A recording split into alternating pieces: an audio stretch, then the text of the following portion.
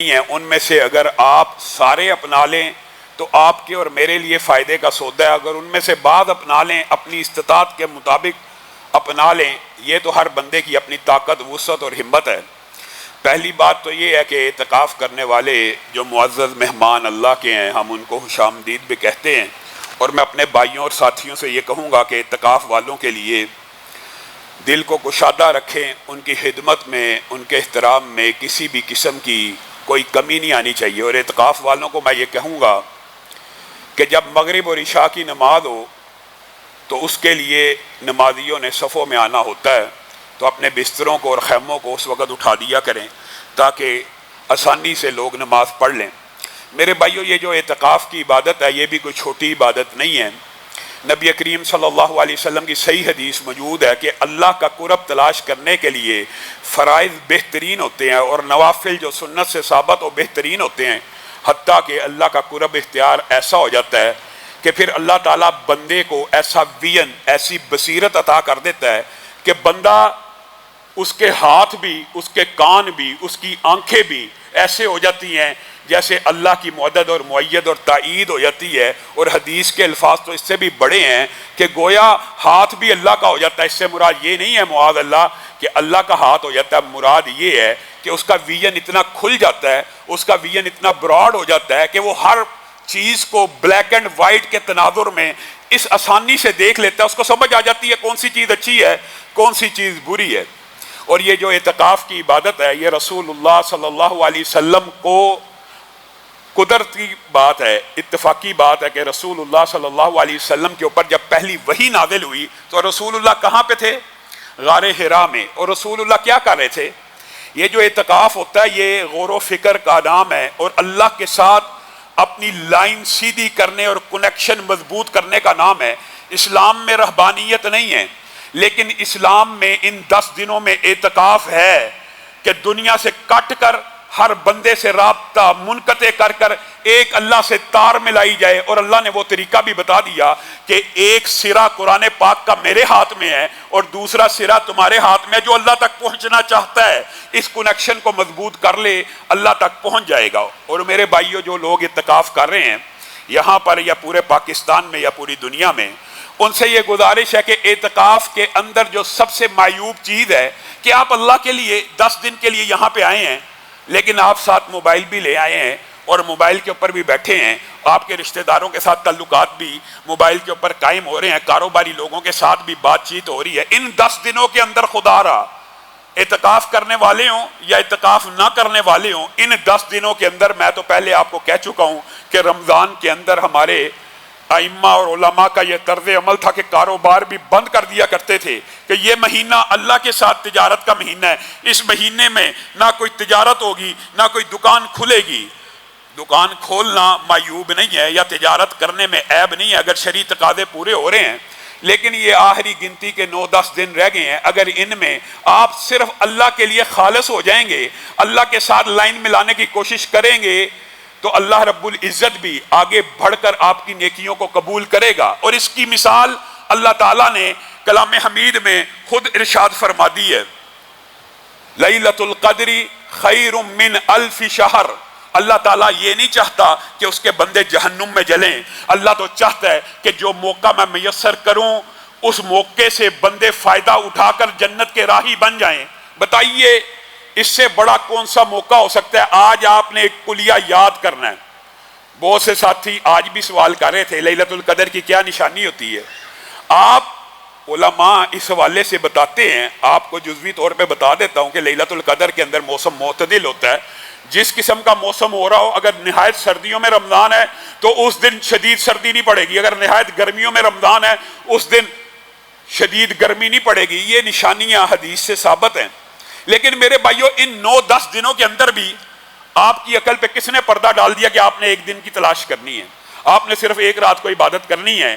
یہ 9 دن یا 9 راتیں جو آپ کے مقدر میں باقی رہ گئی ہیں، آپ کو ایک گارنٹی دیتا ہوں لیلۃ القدر پانے کی۔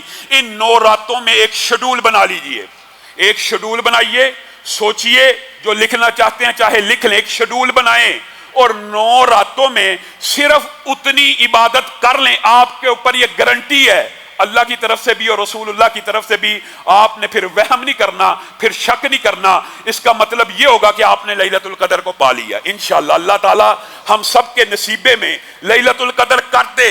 اور یہ لیلۃ القدر اگر آپ اس کے اوپر صرف غور کریں، آج کل راتیں اگر 8.5 گھنٹے کی لگائی جائیں، 9 گھنٹے کی، مختلف اوقات میں مختلف گھنٹے کی راتیں ہوتی ہیں، آج کے حساب سے کہتے ہیں 8، 8.5، 9 گھنٹے کی اگر رات لگا لی جائے تو آپ بتائیے 1000 مہینہ جو اسلامی سالوں کے اعتبار سے 83 سال سے بھی اوپر بنتا ہے، 83 سال سے بھی، اور اگر عیسوی سال لگائے جائیں 81 سال کے قریب بنتا ہے۔ 1 گھنٹہ اگر 8، 8.5، 9 گھنٹے کی رات ہے تو آپ یہ دیکھیں کہ یہ 8.5، 9 گھنٹے 81 برس عیسوی کے برابر ہیں اور 83 برس اسلامی سالوں کے برابر ہیں۔ 8 گھنٹے، 1 گھنٹہ 10 سال سے زیادہ قیمتی ہے، اور میں اور آپ کتنے بے وقوف ہیں وہ گھنٹہ ضائع کر دیں۔ ہم بے وقوف ہیں۔ آج تو خود غرض بن جائیے، آج آپ یہ ارادہ کیجئے ان 9 راتوں میں سیلفش ہوں، میں خود غرض ہوں، میں اپنے لیے جنت کے وہ اعمال کما لوں گا۔ اگر ان راتوں میں بھی خود غرضی نہیں کرنی اور ان راتوں میں بھی سیلفش نہیں ہونا، لوگ کہتے ہیں امام مالک نے، وہ اتنی دور سے بندہ آیا تھا، ایک سوال کا جواب ہی دے دیتے۔ اب یہ بات سمجھ آتی ہے جب انسان کا ویژن کلیئر ہوتا ہے۔ امام مالک کو پتا تھا اگر میں مسئلے مسائل میں پڑ گیا میرے کئی گھنٹے ضائع ہو جائیں گے، تو میں وہ اپنا پورا مہینہ فتوی بند کر دیتے تھے، حدیث پڑھانا بند کر دیتے تھے، کہتے تھے یہ قرآن کا مہینہ ہے، یہ عبادات کا مہینہ ہے، ہم اس مہینے کے اندر صرف رب کو راضی کریں گے۔ اور آپ نے یہ 9 دن 8 گھنٹے، ہر گھنٹہ 10 سال کے برابر ہے۔ آپ اور میں بے وقوف ہوں گے اگر ضائع کر دیں۔ 1 منٹ جس رات کے اندر 60 دنوں پہ بھاری ہو، 1 سیکنڈ 24 گھنٹے کے برابر ہو، میں اور آپ پاگل ہیں وہ سیکنڈ بھی ضائع کر دیں، وہ منٹ بھی ضائع کر دیں، وہ گھنٹہ بھی ضائع کر دیں، وہ 8 گھنٹے بھی ضائع کر دیں، 81 برس کی عبادت کے اوپر پانی کو پھیر دیا جائے۔ اللہ نے موقع دیا میرے بھائیوں، اور محدثین نے یہ بات بھی لکھ دی ہے۔ یہ جو 81 برس کی عبادت ہے اس کا مطلب کیا ہے؟ یہ جو 81 برس کی عبادت ہے یا 83 برس کی عبادت ہے اسلامی سال کے حساب سے، اس کا مطلب کیا ہے؟ اس کا مطلب صحیح آپ کے سامنے رکھتا ہوں، محدثین نے، علماء نے اس کا مطلب بھی نکالا۔ اس کا مطلب یہ اس رات میں آپ قیام کرتے ہیں، اور اللہ کے فضل و کرم سے یہاں پہ قیام ہوا کرے گا، اور قیام کے اندر پہلی 4 تراویحیں بیٹا سہل پڑھائے گا، دوسری 4 قاری امجد صاحب پڑھائیں گے، اور اس کے بعد 2 رکعت کا قیام اللیل قدر طویل ہوگا، 2 صفحے، 2.5 صفحے، 1.5 صفحہ ہمارا بیٹا عبداللہ نذیر پڑھے گا، تاکہ کسی کا کوئی چیز رہ گئی ہے رکعتوں میں سے تو وہ وہاں پہ پوری کرے۔ اور اس کے بعد ملک کے جید قراء قاری امجد صاحب، قاری حمزہ صاحب، قاری وقاص صاحب، حافظ حذیفہ صاحب اور دیگر قراء آپ کو وطروں کے اندر دعا بھی کروایا کریں گے۔ یہ ہر روز کی ایک روٹین ہوگی، علماء بھی آئیں گے، دروس بھی ہوں گے، دعائیں بھی ہوں گی۔ آپ نے ان سب عبادات میں کیسے شرکت کرنی ہے؟ جو علماء نے لکھا وہ یہ ہے، جس نے اس رات کے اندر قیام کر لیا، یعنی امام کے ساتھ 8 رکعت پڑھ کے سلام پھیر دیا، اس کے نامہ اعمال میں یہ نہیں لکھا جائے گا کہ اس نے رمضان کی فلاں رات کو قیام کیا، بلکہ کیا لکھا جائے گا؟ اس بندے نے 83 برس اللہ کے سامنے قیام کیا ہے۔ اب بتائیے، میں اور آپ غافل ہیں، ہم شیڈول کیوں نہیں بنا رہے؟ آج ہی ہمیں شیڈول بنانے کی ضرورت ہے کہ اس رات میں ہم نے کون کون سے اعمال جمع کرنے ہیں۔ ہم صورتوں کے حوالے سے فضائل ذکر کر رہے تھے، ان کی طرف بھی آئیں گے۔ ذکر کے فضائل بعض جو ہیں آپ کے سامنے رکھنے ہیں، لیکن اس سے قبل آج جو آپ نے بات سمجھنی ہے، آج کے بعد سب سے پہلی بات، یہ بات کے اندر بھی لوگ غفلت کا مظاہرہ کرتے ہیں۔ نماز کا سلام پھرا، سلام پھرتے ہی سنت کو کھڑا کر لیا، سنتے پڑھنی چاہیے، لیکن میرے بھائیوں اتنی بڑی فضیلت کی تسبیح فاطمہ کی جو حدیث ہے، آج کے بعد آپ نے یہ عہد کرنا ہے کہ مغرب کے بعد، عشاء کے بعد، یا جتنے 9 دن باقی ہیں، فجر کے بعد کم از کم، ویسے تو ہر نماز میں ہونی چاہیے، لیکن ان نمازوں میں اگر آپ کریں گے تو لکھا یہ جائے گا یہ 81 برس یہی تسبیحات کرتا جا رہا ہے۔ اور وہ تسبیحات کیا ہیں، ان کے اجر و فضائل بھی آپ کو پتہ ہونے چاہیے۔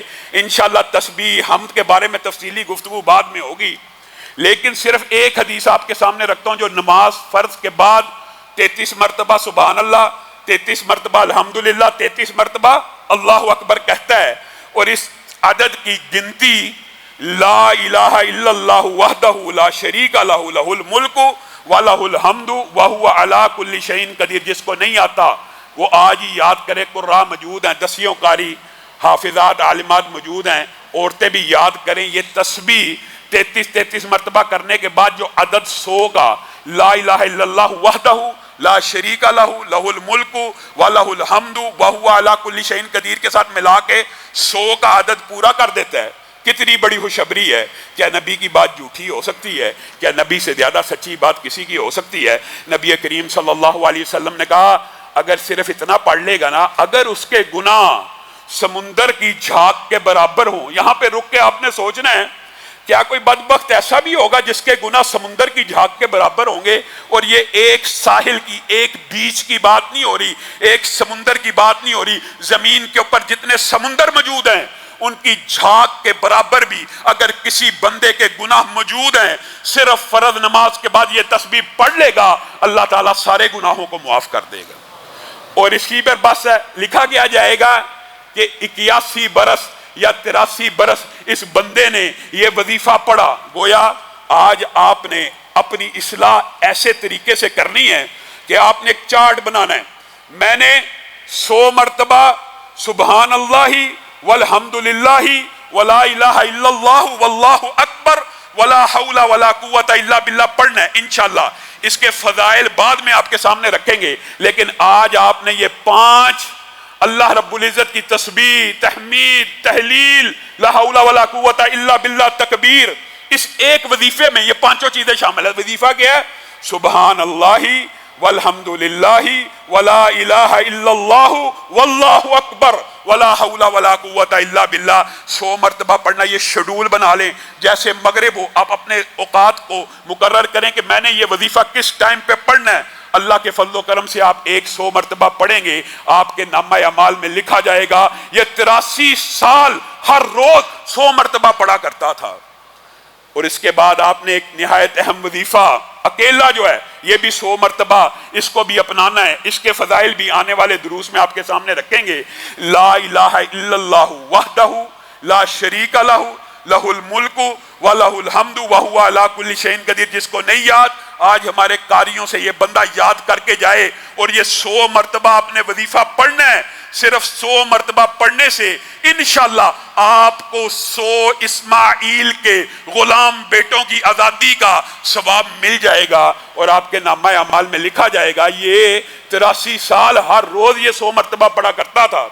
اور میرے بھائیو ایک بات وظیفے کے علاوہ بھی کہنا چاہتا ہوں. ہمارے اندر بعض کوتاہیاں موجود ہیں، ان کوتاہیوں کو دور کرنے کی ضرورت ہے. نبی کریم صلی اللہ علیہ وسلم نے ارشاد فرمایا، صحیح حدیث ہے، جو بندہ ایک دن میں 12 رکعتیں پڑھتا ہے. کون سی 12؟ فجر کی 2 سنتیں، ظہر کی 4 پہلے کی اور ظہر کے بعد 2، 6 اور 2 8 ہو گئی، مغرب کے بعد 2 10 اور عشاء کے بعد 2 12. یہ بندہ جو 12 رکعتیں ایک دن میں پڑھتا ہے اس کا اجر و ثواب کتنا ہے پتہ ہے؟ نبی کریم صلی اللہ علیہ وسلم نے فرمایا اس کا اجر و ثواب یہ ہے کہ جس وقت 12ویں رکعت یعنی عشاء کے ٹائم آپ کی 12ویں رکعت مکمل ہو جاتی ہے، اسی ٹائم اللہ رب العزت جنت میں اس بندے کے لیے ایک محل بنا دیتے ہیں. اور اگر یہ لیلۃ القدر کی رات میں اور یہ 9 دن ہم نے پڑھنی ہے عشاء کے بعد 2 سنتیں، کسی بندے نے مس نہیں کرنی. کیا لکھا جائے گا؟ آپ اس کی ذرا کیلکولیشن لگائیے. 1000 مہینے میں 1000 مہینے کو 30 سے اگر ضرب دے دیں اوسطن تو 30,000 محلات آپ کے ایک رات میں یہ 2 رکعتیں پڑھنے سے ادا ہو جائیں گے. کیوں؟ 12 کا عدد آپ نے جس رات کو پورا کیا آپ کے نامہ اعمال میں لکھ دیا جائے گا کہ یہ بندہ 83 برس سے یہ عبادت کرتا چلا آ رہا ہے. 12 رکعتیں آپ نے ہر روز پڑھنی ہیں. اور ان 12 رکعتوں کے ساتھ ایک کلیہ اور آپ کو بتاتا ہوں. یہ جو آپ کے سامنے کلیے رکھ رہا ہوں ان میں سے یاد کریں، جتنی استطاعت ہے اس کو اپنا لیں اور جس کی استطاعت نہیں ہے وہ توفیق مانگے اللہ ہمیں یہ استطاعت نصیب فرمائے. ان 12 رکعتوں کے ساتھ اگر کوئی بندہ اشراق کی 4 رکعتیں پڑھتا ہے، 4، پہلی حدیث آپ نے سنی ہوگی 2 رکعتوں کو پڑھنے سے کیا ثواب ہے؟ پورے کے پورے حج کا، پورے کے پورے عمرے کا. کس بندے کے لیے؟ اعتکاف والوں کے لیے کتنی آسان عبادت ہے. فجر پڑھی، ادھر ہی مسجد میں ہی رہنا، اب تو مسجد سے نکلنا ہی نہیں.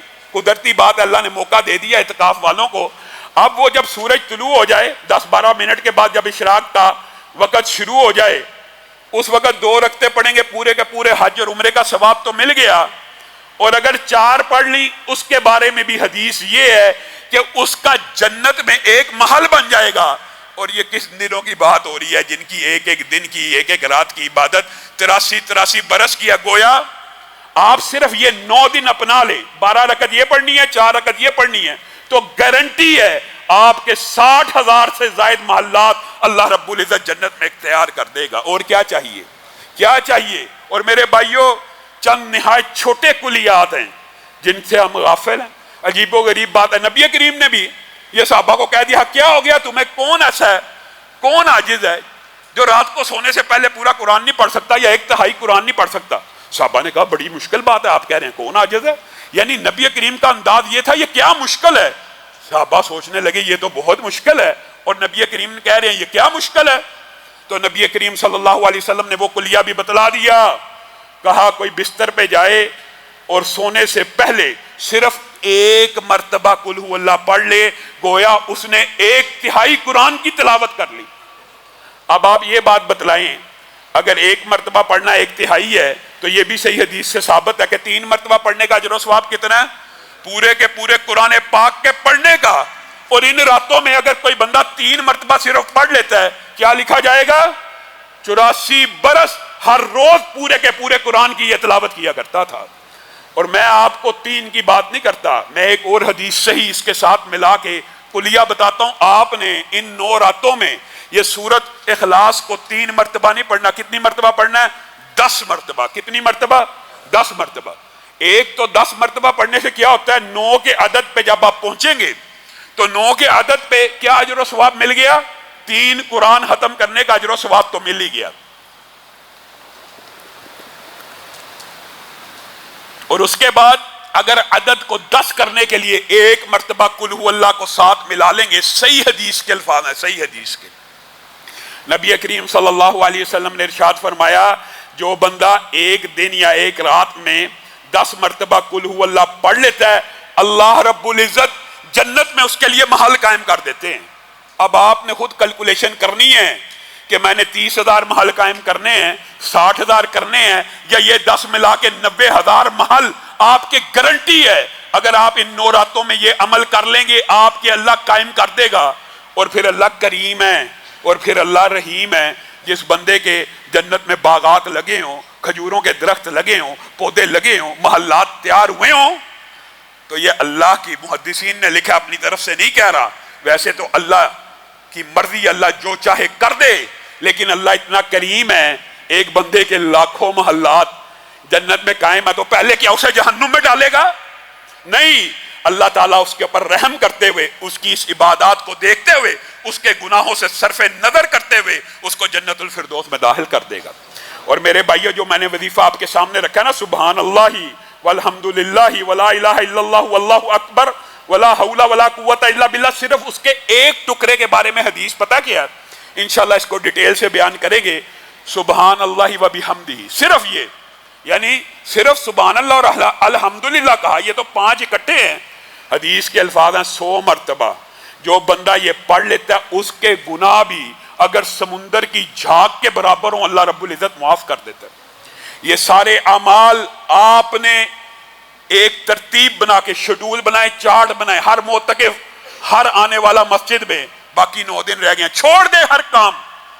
آپ اور میں گھر کے اندر چارٹ بنائیں، یہ کام ہو چکا ٹک کر دیا، یہ کام ہو چکا ٹک کر دیا۔ اور ایک بات یہ ضرور کہنا چاہتا ہوں، آخری 9 دن ہے میرے بھائیوں، کوئی بندہ اس اجر و ثواب سے محروم نہ رہے کہ وہ 1000 آیتوں کا قیام نہ کرے۔ میرے بھائیوں جو بندہ 1000 آیتوں کا قیام کرتا ہے، پہلے بھی آپ کے سامنے یہ بات رکھی ہے، اس کے نصیب اور مقدر میں اللہ رب العزت ایک ایسا خزانہ لکھ دیتے ہیں کہ جس خزانے کی قیمت زمین و آسمان کے سارے خزانے مل کے نہیں ادا کر سکتے۔ اور 1000 آیتوں کا قیام آپ نے کیسے کرنا ہے؟ آپ جن کو 29واں اور 30واں پارہ یاد نہیں ہے وہ ہاتھ میں قرآن پاک لے لیں۔ جو بزرگ ہیں کھڑے نہیں ہو سکتے، یہاں پہ تراویح پڑھ لی، 8 رکعت پڑھ لی، 6 پڑھ لی، جتنا ان کا دل کرتا ہے، امام کے ساتھ سلام پھیرا، پوری رات کا قیام تو مل گیا۔ اس کے بعد ان کے پاس آپشن ہے، کہ وہ 2 رکعت پڑھیں. وطر کے اندر رکعات کو بڑھایا جا سکتا ہے, وطر 3 ہو سکتے ہیں, وطر 1 ہو سکتا ہے, وطر 5 ہو سکتے ہیں. اس کے اندر 2 رکعتوں کے اندر جو بزرگ کھڑے ہو کے نہیں پڑھ سکتے کرسی کے اوپر بیٹھیں, قرآن پاک اپنے پاس رکھیں, قرآن پاک کھول لیں, پہلی رکعت کے اندر 29واں پڑھ لیں, دوسری رکعت کے اندر 30واں پڑھ لیں. پہلی ایک رکعت میں 29واں 30واں پڑھ لیں تو 29ویں اور 30ویں پارے کی آیات کی تعداد 1000 سے زائد ہے. فائدہ کیا ہوگا؟ سبحان اللہ. میں کہتا ہوں یہ کلیہ آپ نے مصری کرنا, یہ اگرچہ کچھ مشکل ہوگا لیکن اس کا اجر و ثواب پتہ کتنا؟ آپ کے نامہ اعمال میں یہ لکھ دیا جائے گا یہ بندہ 84 برس تک روزانہ 1000 آیات کا قیام کیا کرتا تھا. اور 1000 آیتوں کا قیام یہ کوئی چھوٹی عبادت نہیں ہے. خالی 100 آیتیں بغیر قیام کے پڑھنے کا ثواب یہ ہے کہ اس بندے نے پوری رات قیام کیا. تو جو نماز کے اندر 1000 آیتوں کا قیام کر لے گا اس کے اجر و ثواب کا کیا کہنا. اور میرے بھائیو, رسول اللہ صلی اللہ علیہ وسلم ان 9-10 دنوں میں, یہ بھی ایک سنت ہے جو ہم نے ترک کر دی ہے, اور اس سنت کو بھی جو اختیار کرنا چاہیے, فرض نہیں ہے لیکن اس سنت کو بھی جو اختیار کرنا چاہے کر لے. رسول اللہ صلی اللہ علیہ وسلم ان راتوں کے اندر نہانے کے اوقات آپ کو پتا رسول اللہ کے دن کے تھے, لیکن جب یہ راتیں آتی تھی تو رسول اللہ مغرب کے بعد نہایا کرتے تھے. کیوں مغرب کے بعد؟ اس لیے نہایا کرتے تھے کہ اس غسل سے میں چاقو چبند ہو جاؤں اور میں ساری رات رب کی عبادت کر کے رب کو راضی کر لوں. مغرب کے بعد غسل کرنا ان راتوں میں یہ بھی سنت سے ثابت ہے. جو بندہ یہ سنت بھی اپنانا چاہتا ہے رسول اللہ کی, یہ چھوٹی چھوٹی سنتیں کوئی بندہ اختیار کرے گا تو ناکام اور نامراد نہیں ہوگا. اور پھر ان راتوں میں یہ سنت ہے کہ ساری رات جاگنا ہے. رسول اللہ نے کبھی جبر نہیں کیا اپنی ازواج کے اوپر, اپنے رشتہ داروں کے اوپر, لیکن ان 9-10 دنوں میں رسول اللہ حکمن جبرن اپنی ازواج کو بھی اٹھاتے تھے, اور جو کوئی آپ کو ملتا آپ کہتے تھے کھڑے ہو جاؤ ساری رات اللہ کی عبادت کرو. وجہ یہ ہے جو آپ کے سامنے رکھ رہا ہوں کہ 9 ہی تو دن ہیں, 9 ہی تو راتیں ہیں گنتی کی, یا 10 دن آپ کو مل جائیں گے. اگر 29واں کا ہوا تو 9, اور اگر 30 ہوئے تو 10 دن آپ کو مل گئے. ان 9 اور 10 دنوں میں اگر آپ جاگ لیں گے کوئی فرق نہیں پڑ جائے گا. ان راتوں میں اللہ کو منانے کی کوشش کر لیں گے کوئی فرق نہیں پڑے گا. اور ایک اور کلیہ اس کے بھی فضائل آپ کے سامنے رکھیں گے, وہ یہ ہے کہ آپ نے درود ابراہیمی جو نماز میں پڑھتے ہیں اللہم صلی علی محمد وعلی آل محمد, یہ والا درود پاک روزانہ رات کو چاہے مغرب سے لے کے فجر وقت, یا جو آپ روٹین بنانا چاہتے ہیں ایک دن کے اندر ڈیوائیڈ کر لیں, ایک رات میں ڈیوائیڈ کر لیں. آپ نے 100 مرتبہ کا یہ شیڈول میں شامل کرنا ہے کہ میں نے درود پاک بھی ایک دن میں 100 مرتبہ پڑھنا ہی پڑھنا ہے. اور میرے بھائیوں, کلیوں میں سے ایک کلیہ محدثین نے جو بیان کیا وہ بھی بیان کرنا چاہتا ہوں. اس کے بعد ایک وظیفہ بھی بتاؤں گا. محدثین نے یہ بات لکھی ہے کہ یہ جو راتیں آ رہی ہیں ان میں صرف ذکر, صرف قرآن پاک اور صرف قیام, یہ بھی اگرچہ بہترین عبادات ہیں لیکن کوشش یہ کرنی چاہیے. یہ تو ایک سیلفشنس اور خود گردی کا ٹائم آ چکا ہے. اب تو نیکیوں کو اس طرح بندے کو کور کرنا چاہیے کہ کوئی نیکی ہاتھ سے نکلے نہ. اس لیے محدثین نے کہا ان راتوں میں جس طرح پورے رمضان میں انفاق کا ثواب زیادہ ہے, تو اس رات میں اگر یہ 9 راتوں میں ایک بندہ روزانہ صرف 1 روپیہ, 1000 روپے, 10,000 روپے, 1 لاکھ اپنی اپنی جیب کے مطابق دیتا ہے تو اس کے نامہ اعمال میں یہ صرف ذکر کے بارے میں ہاتھ نہیں ہے, بلکہ اس کے نامہ اعمال میں لکھا جائے گا اس بندے نے 84 برس ہر روز 1000 روپیہ صدقہ کیا ہے.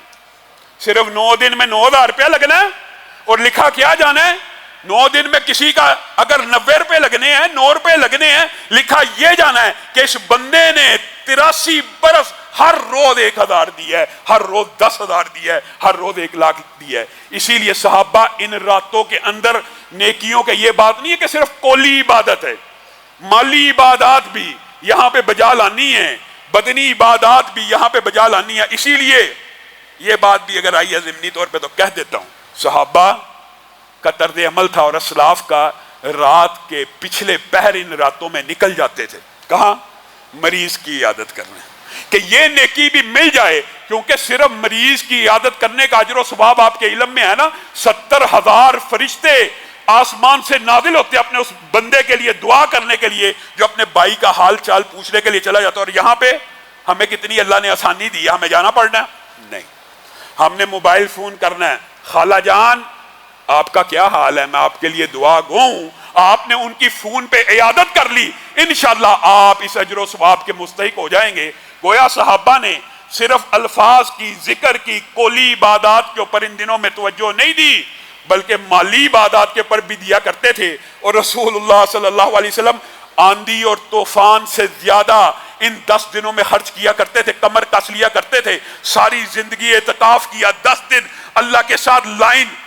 نبیوں کی تو ویسے ہی جبریل امین کے ذریعے ملی ہوتی ہے, لیکن یہ میرے اور آپ کے اصلاح کے لیے ہے کہ رسول اللہ نے ایک مرتبہ ایسا ہوا اعتکاف رہ گیا تو رسول اللہ صلی اللہ علیہ وسلم نے اس اعتکاف جو نفلی عبادت ہے اس کی بھی قضا دی, اور اگلے برس 20 دن بیٹھے. گویا نفل کی قضا بھی نفل ثابت ہے, سنت کی قضا بھی سنت ثابت ہے, اور فرض کی جو قضا ہے وہ تو فرض بندے کے اوپر ہے ہی ہے, وہ تو دینی دینی ہے. اور میرے بھائیو ایک بات جو بہت اہم کلیہ ہے وہ یہ ہے, استغفر اللہ کا کثرت سے آپ نے ورد کرنا. یہ بھی آپ اپنا شیڈول بنائیں, اس کے اندر تو میرا خیال ہے 100 کی تعداد مقرر کرنا تو بہت تھوڑی بات ہے. جو بندہ اپنی توفیق کے حساب سے کر سکتا ہے وہ کر لے. استغفر اللہ الذی لا الہ الا هو الحی القیوم واتوب الیہ. اس ایک وظیفے کے بارے میں حدیث ہے کہ اگر کوئی بندہ یہ الفاظ صدقے دل سے کہہ دے کہ اللہ مجھے معاف کر دیں, میں آپ کے سامنے آتا ہوں, آپ ہی اللہ ہیں, آپ حی القیوم ہیں, اور آپ مجھے معاف کر دیں. اگر وہ بندہ میدان جنگ سے, مسلمانوں کے مارکہ جہاد سے پیٹ پھیر کے بھی بھاگا ہو, اللہ تعالیٰ اس کا یہ گناہ بھی معاف کر دے گا. تو آپ نے اس رات کے اندر جہاں پہ نیکیوں کے فضائل کے ذکر کرنے ہیں وہاں پہ اللہ سے معافی بھی مانگنی ہے.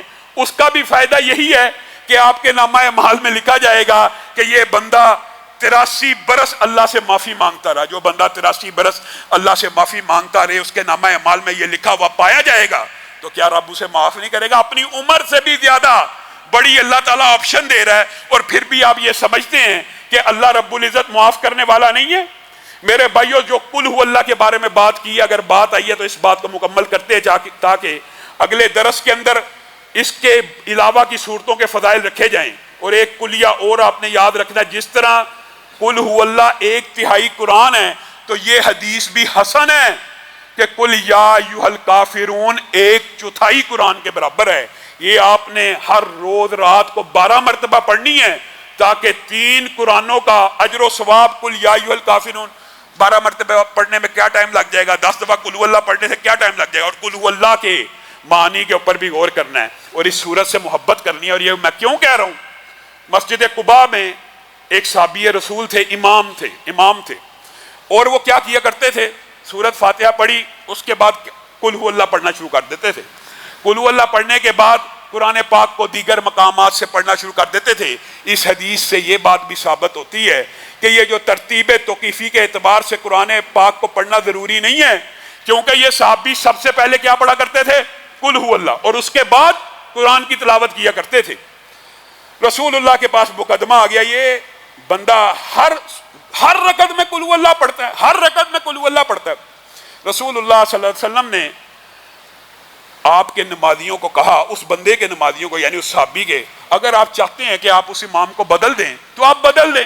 ابھی رسول اللہ کی بارگاہ میں وہ بندہ پیش نہیں ہوا, وہ صحابی, اگر آپ اپنا امام بدلنا چاہتے ہیں تو بدل دیں. قباء کے لوگوں نے کہا امام تو بڑا اعلیٰ ہے, نیک اور متقی ہے, امام نہیں بدلنا چاہتے, لیکن یہ جو مسئلہ ہے کہ ہر روز ہر رکعت میں قل ہو اللہ پڑھتا ہے, اس کی کیا وجہ ہے؟ تو رسول اللہ صلی اللہ علیہ وسلم کے پاس مقدمہ جب آ گیا, رسول اللہ نے اس کو طلب کر لیا اور کہا کیا معاملہ ہے, ہر رکعت میں تو قل ہو اللہ پڑھتا ہے؟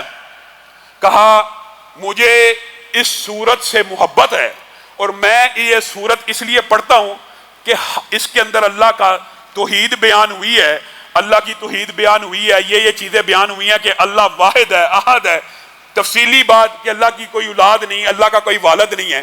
تو میرا جب بھی قرآن کی تلاوت شروع کرنے کو دل کرتا ہے تو میں ابتدا میں یہی پڑھ لیتا ہوں. تو رسول اللہ صلی اللہ علیہ وسلم نے اپنے باقی صحابہ کو مخاطب ہو کے کہا, یہ بندہ جس کو قل ہو اللہ سے محبت ہے اس قل ہو اللہ کی محبت کی وجہ سے اللہ نے اس کو جنت میں داخل کر دیا۔ ایک مسئلہ یہ سمجھ آیا کہ قرآن پاک قل ہو اللہ سے ابتدا کر کے پیچھے سے پڑھا جا سکتا ہے، یہ جو بات غلط العام کئی چیزیں مشہور ہیں کہ جی ترتیب سے پڑھنا چاہیے، یہ بات بھی درست نہیں ہے۔ اور دوسری روایت کے الفاظ کیا ہیں، ایک صحابی دوسرے تھے، وہ ہر سورت کے آخر میں قل ہو اللہ پڑھا کرتے تھے، کوئی سے بھی قرآن پڑھا، یہ تو شروع میں پڑھا کرتے تھے، اور دوسرے ایک صحابی تھے کہ جہاں سے بھی قرآن پڑھا اختتام قل ہو اللہ پہ۔ رسول اللہ کے پاس یہ مقدمہ بھی آ گیا، رسول اللہ صلی اللہ علیہ وسلم نے پوچھا یہ کام کیوں کرتا ہے؟ کہا اس سورت سے بڑی محبت ہے۔ رسول اللہ صلی اللہ علیہ وسلم نے کہا اس سورت کی محبت کی وجہ سے اللہ رب العزت آسمانوں پہ تیرے سے محبت کرتا ہے۔ آپ مجھے ایک بات بتائیں کہ یہ قل ہو اللہ پڑھنے میں ٹائم کتنا لگتا ہے؟ یہ ہم بے وقوف ہیں، یہ ہم نے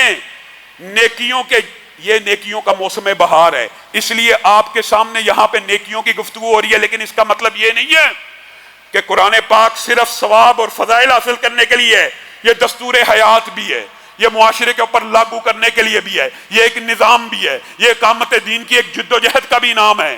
یہ ایک الگ باب ہے جس کے حوالے سے کئی مرتبہ آپ کے سامنے یہ بات رکھی ہے کہ حقیقت میں یہ دین غالب ہونے کے لیے آیا ہے۔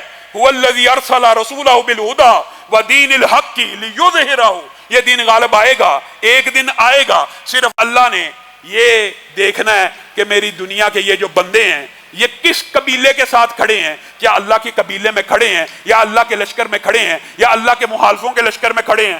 کامیابی دنیا کے اندر حاصل کر لینا آپ کی میری ذمہ داری نہیں ہے، لیکن اللہ کے نظام کے ساتھ کھڑے ہونا یہ میری اور آپ کی ذمہ داری ہے کہ حق کے ساتھ ہر وقت ہر لمحہ حق کی بات کرنے کے لیے۔ قرآن پاک کو دستور حیات جو کہا گیا یہ صرف جسمانی بیماریوں کے جو آپ کو وظائف بتائے ہیں صرف اس کے لیے نہیں ہے، یہ معاشرے کی بیماریوں کو ختم کرنے کے لیے بھی ہے۔